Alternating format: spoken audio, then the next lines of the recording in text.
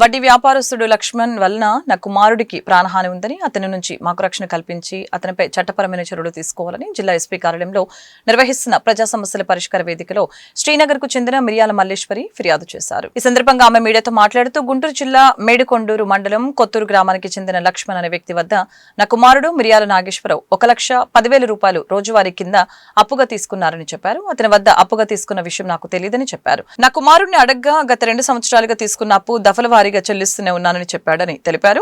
గత 10 రోజుల నుంచి ఇంకా అప్పు నాకు ఇవ్వాల్సి ఉంది అంటూ నా కుమారుడిని ఇబ్బందులు పెడుతున్నాడని ఆవేదన వ్యక్తం చేశారు.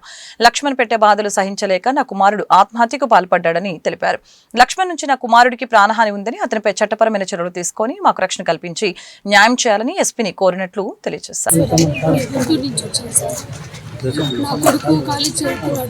పిల్లలకి ఇబ్బంది అంటే డబ్బులు ఇప్పించాడు. నాకు తెలియని కూడా తెలియదు డబ్బులు ఇప్పించేసాను.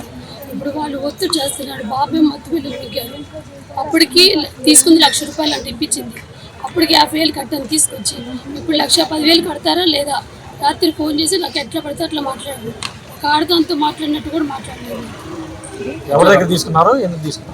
బాబు వాళ్ళ ఫ్రెండ్ అంటే అబ్బాయి కాడ తీసుకున్నాడు 1,00,000 రూపాయలు. నాకు అసలు తెలియదు సార్. కనీసం మత్తు పిల్లలు మిగిలిన తర్వాతనే తెలిసింది ఇవన్నీ నాకు. అప్పటికి 50,000 తీసుకొచ్చి ఇచ్చాము. ఇంకా 1,10,000 వాళ్ళకి వీళ్ళకి 30,000 ఒకసారి 20,000 ఒకసారి అట్లా ఇప్పించాడు సార్.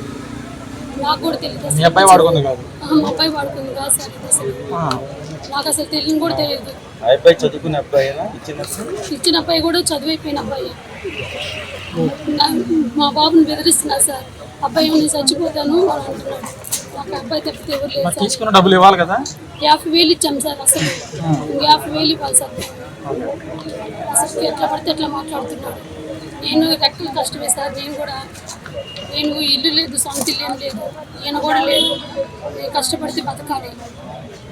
ఎట్లా కట్టి న్యాయం చేయండి సార్. ఏం కావాలి నీకు ఇప్పుడు మరి? బాబుని బెదిరిస్తున్నాడు సార్. మేము ఇస్తాం 50,000 ఇవ్వు ఎగ్గొట్టము, కానీ మాకు టైం కావాలి. బాబుని బెదిరిస్తున్నాడు. బాబు ఏం భయపడి నేను చనిపోతాను